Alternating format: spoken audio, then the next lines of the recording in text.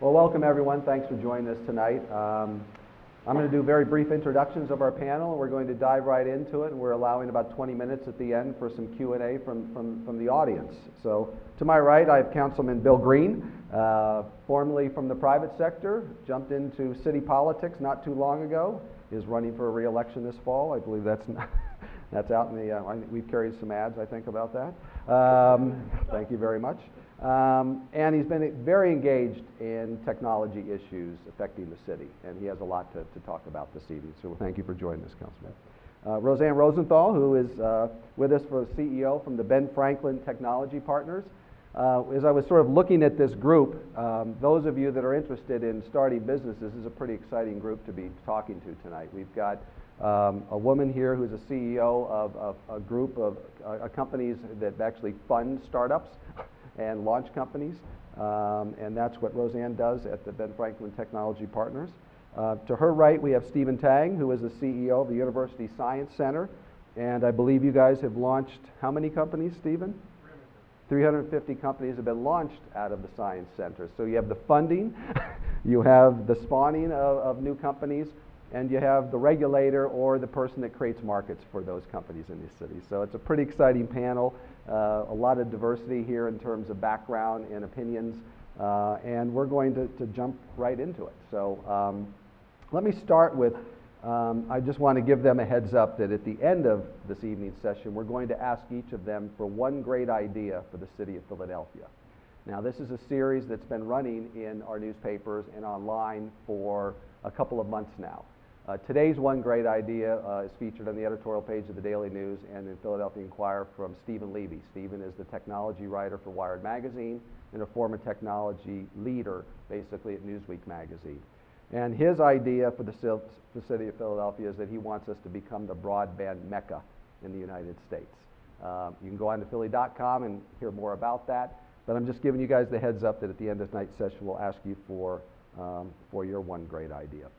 So the first question I have for you guys is, as we think about, I've been in the city now in this role for about 7 months, and I get a lot of questions from people about how are we going to retain the talent in this city?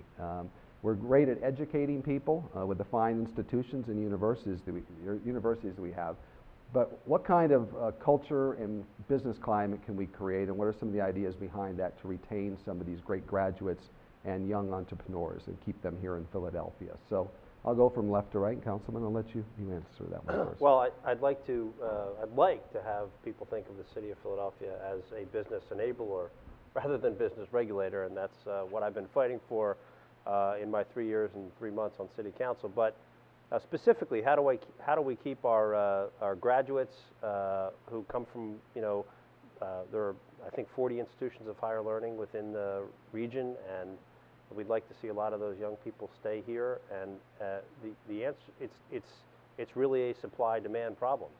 The jobs aren't here because the companies aren't here, and that has a lot to do with the business tax structure within the city of Philadelphia. And so I think one of the most important things we can do is make sure that we're creating a business tax structure that enables companies to start up here without punishing profitability, which is why I think we have to eliminate the net income tax over the next 5 years, which is a very high rate tax on a very narrow base of taxation, 6.45%. The other thing I think we need to do is things like this and this week, Philly Tech Week. There is no reason why you have to go to another city or another location if we have the right business environment to start a company. Most companies are bootstrapped today. They don't have a whole lot of financing like they needed 10 years ago.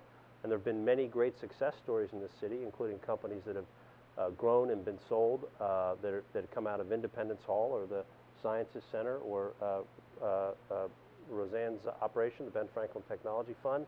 And we need to expand that, tell our success stories, and make sure we actively have an environment that provides the resources for people to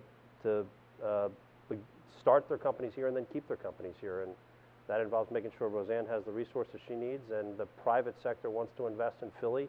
And to do that, we have to change our tax structure. So I come back to that. first answer. Roseann? Okay. From a tactical standpoint, I think it's for those students, graduates who are not looking to start their own businesses. We found that it's very helpful to connect them through different kinds of internship activities with technology enterprises so that they can work hand in glove with growing technology companies. Benefits both. The technology companies can't pay for full-scale labor. The intern is looking for an opportunity to get started, and usually there are matches that happen from there, and anything that we can do to provide the student with more roots to the city. The college town activities are very important. Activities like this are very important. On the other hand, for those who are looking to start their businesses, I think that all of the work that the Science Center does, that we do, that others in the community are involved with in terms of creating that culture, creating that environment, and ensuring that folks feel welcome. Kerry Rapp is here from Dream It. I think their activity to try to get those bright ideas, put them in a boot camp, see how they can accelerate, provide that funding.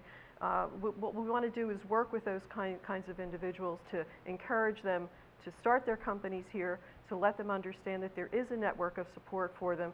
So for those who want to find a job, we should be able to do that through internships. For those who want to start a company, we should be able to do that through the support infrastructure and the very early stage seed capital. Great. Stephen? So I'm going to borrow a line from one of my friends who some folks in the audience I think know, Mike Worth, who heads the video game growth initiative for Philadelphia. And the way Mike puts it is that Philadelphia's got to be viewed as a big, thick slice of awesome, all right? And that's what's going to keep the young people here, I think. There's some great organizations that are already working on that, like Campus Philly. But I think that part of it is cultural. First of all, I think, as Bill mentioned, we've got this habit in this region that things that start in Philadelphia in the city flee to the suburbs very easily, all right? Part of that is because of the great diversity we have in the suburbs and the whole tri-state area.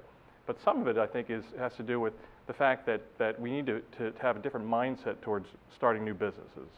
Mm-hmm. If you live in Boston or you live in San Francisco, if you are between jobs, that means you're available for a venture, all right?